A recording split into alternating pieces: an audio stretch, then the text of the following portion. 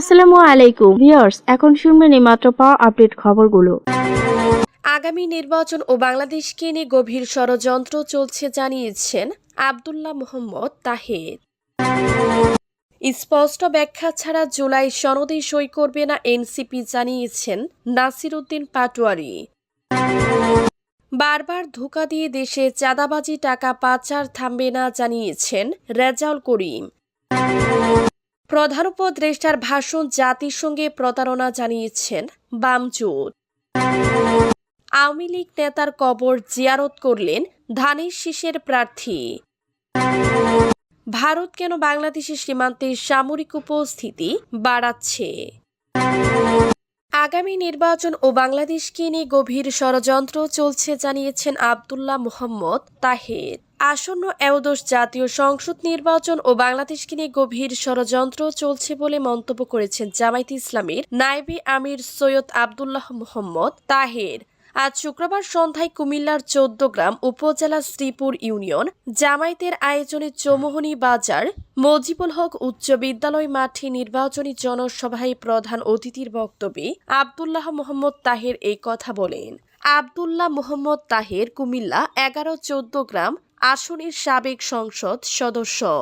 আব্দুল্লাহ মোহাম্মদ তাহের বলেন, পত্রিকায় দেখলাম নিরাপত্তা উপদেষ্টা ভাবতে গিয়েছিল, সেখানে কি আলোচনা হয়েছে? সংবাদ সম্মেলন করে সরকারকে তা জাতির কাছে পরিষ্কার করতে হবে। জীবন দিয়ে রক্ত দিয়ে ভারতের আধিপত্যবাদকে বাংলার মানুষ এই দেশ থেকে তাড়িয়েছে। বশ্যতা বাংলার মানুষ আর কখনোই গ্রহণ করবে না। এই অন্তর্বর্তী সরকার যদি ভারতের অন্যায় কোনো আবদারের এবং অন্যায় সিদ্ধান্তের প্রতি নতি স্বীকার করতে চায়, তাহলে অপরাধীদের পরিণত শুভ হবে না। জনগণ আপনাদের ক্ষমা করবে না। অন্তর্বর্তী সরকার বিএনপির ফাঁদে পা দিয়েছে উল্লেখ করে জামায়াতের নায়েবে আমির বলেন, একটি দল সংস্কার চাচ্ছে না, তারা পুরনো বস্তা পচা নিয়মে নির্বাচন করতে পায়তারা করছে। স্পষ্ট ব্যাখ্যা ছাড়া জুলাই সনদে সই করবে না এনসিপি জানিয়েছেন নাসির উদ্দিন পাটোয়ারি। জুলাই সনদের বাস্তবায়ন আদেশ গণভোটের কাঠামো এবং সংস্কার প্রক্রিয়া সম্পর্কে পরিষ্কার ধারণা পাওয়ার আগে জাতীয় নাগরিক পার্টি এনসিপি এতে সই করবে না বলে জানিয়েছেন দলটির মুখ্য সমন্বয়ক নাসির উদ্দিন পাটোয়ারি। শুক্রবার ১৪ নভেম্বর রাজধানীর বাংলা মোটরের অস্থায়ী কার্যালয়ে এক জরুরি সংবাদ সম্মেলনে এই কথা বলেন তিনি। নাসির উদ্দিন পাটোয়ারি বলেন, আমরা জুলাই ঘোষণাপত্র থেকে শিক্ষা নিই সেখানে, কিন্তু সাইন করতে চাইনি।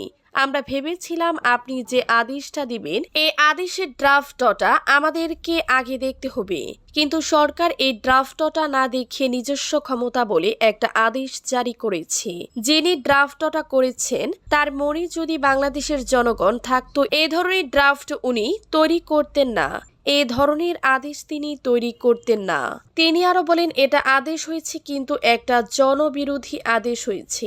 ওনার মাথায় ছিল বিএনপির প্রেসক্রিপশন। কারা এই আদেশটা দিয়েছে এটা বাংলাদেশের সব মানুষ জানে। বারবার ধোঁকা দিয়ে দেশে চাঁদাবাজি টাকা পাচার থামছে না জানিয়েছেন রেজাউল করিম।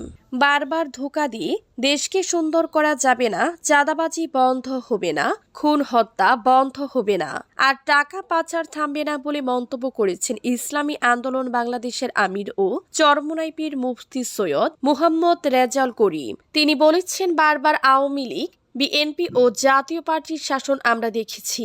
নতুন ভাবে পুরনো ভুলকে নতুন আচ্ছাদনে দেখানোর দরকার নেই। যখন মুখে নতুন কথার আড়াল উঠবে তখনই দেখা যাবে পুরনো ভুলের প্রভাব। শুক্রবার ১৪ নভেম্বর সন্ধ্যায় লক্ষ্মীপুরের এন আহাম্মদিয়া সরকারি প্রাথমিক বিদ্যালয় মাঠে ইসলামী আন্দোলন লক্ষ্মীপুর জেলা শাখার উদ্যোগে আয়োজিত জনসভায় প্রধান অতিথির বক্তব্যে এসব মন্তব্য করেন তিনি। জাতীয় নির্বাচন সহ ৫ দফা দাবিতে এই জনসভা করা হয়। তিনি বলেন, দেশ যদি সত্যি সুন্দর করতে হয়, ইসলামকে রাষ্ট্রের ক্ষমতায় আনতে হবে। দুর্নীতিবাজ, টেন্ডারবাজ, চাঁদাবাজ ও খুনিদের হাত থেকে দেশকে রক্ষা করতে হলে ইসলামী নীতি অনুসারে দেশ পরিচালনা করতে হবে। চরমোনাই পীর বলেন, বিদেশিদের দালালি এবং পার্শ্ববর্তী রাষ্ট্রের প্রভাব থেকে আমাদের দেশকে মুক্ত রাখতে হবে। আমরা যেন কোনো পিঞ্জিরায় বন্দী না থাকি। প্রধান উপদেষ্টার ভাষণ জাতিসংঘে প্রতারণা জানিয়েছেন বামজোট। জাতির উদ্দেশ্যে দেয়া প্রধান উপদেষ্টার ভাষণকে জাতিসংঘে প্রতারণা বলে আখ্যা দিয়েছেন বাম গণতান্ত্রিক জোটের নেতারা। এ ভাষণ রাজনৈতিক দলগুলোর মধ্যে বিভেদ বাড়িয়ে দেশকে দীর্ঘস্থায়ী সংকটে ঠেলে দিবে বলেও মন্তব্য করেছেন তারা। জুলাই জাতীয় সনদ বাস্তবায়ন নিয়ে সন্ধ্যায় এক বিবৃতিতে বাম জোটের নেতারা এমন মন্তব্য করেন। বিবৃতিতে বলা হয়, বিএনপি, জামায়াত, এনসিপির জাতীয় নাগরিক পার্টি একমত হওয়াকে যদি সবার ঐক্যমত্য বলে ধরে নেওয়া হয় তাহলে তা একদিন ধরে ঐক্যমত্য কমিশনের বৈঠককে প্রশ্নবিদ্ধ করে। বামজোটের নেতারা বলেন, সনদ বাস্তবায়নের জন্য ঐক্যমত্য কমিশন যে প্রস্তাব দিয়েছিল প্রধান উপদেষ্টার ভাষণে এখনই কথা বলা হয়েছে, এর মাধ্যমে জনগণের প্রকৃত মতামত উঠে আসার কোনো সম্ভাবনা নেই। বরং সাংবিধানিক প্রতিষ্ঠান ও রাষ্ট্রের যে ন্যূনতম সংস্কারটুকু করার সুযোগ জুলাই অভ্যুত্থানের মাধ্যমে সৃষ্টি হয়েছিল তাও অনিশ্চিত হয়ে পড়বে। বিবৃতিতে বলা হয়, 180 দিন জাতীয় সংসদ দ্বৈত সত্তা নিয়ে চলবে, অর্থাৎ একই সঙ্গে সংসদ ও সংবিধান সংস্কার পরিষদ হিসেবে কাজ করা যে কথা বলা হয়েছে এটাও সংবিধান পরিপন্থী। এ বিষয়ে ঐক্যমত্য কমিশনে কোনো আলোচনা হয়নি এবং রাজনৈতিক দলগুলোর মধ্যেও কোনো ঐক্যমত্য হয়নি। আওয়ামী লীগ নেতার কবর জিয়ারত করলেন ধানের শীষের প্রার্থী।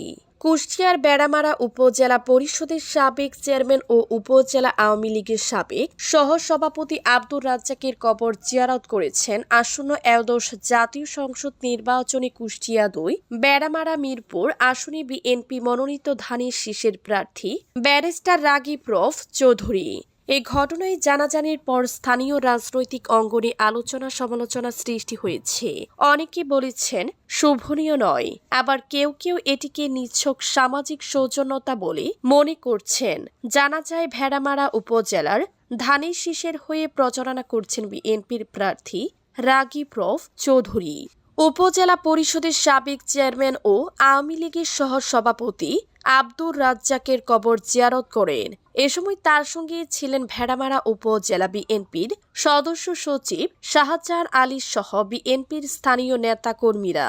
বিষয়টি জানাজানি হলে স্থানীয় রাজনৈতিক মহলে নানা আলোচনা সমালোচনা সৃষ্টি হয়।